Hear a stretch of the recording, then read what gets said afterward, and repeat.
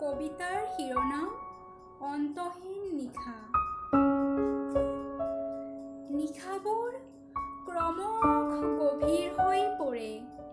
তোমাৰ অনুপস্থিতিয়ে আকৌ এবাৰ ভগ্ন হৃদয়খন জোকাৰি যায়। কুৰুকি কুৰুকি সোমাই পৰো তুমিহীনতাৰ জয়াল সময়খিনি। ৰাতিটো পাৰ হোৱাৰ অবাস্তৱ সপোন এটাই যেন নকৈ পোখা মেলে। মধুময় ৰাতিপুৱা এটিৰ সন্ধানত মনটো আকৌ উন্মনা হৈ পৰে।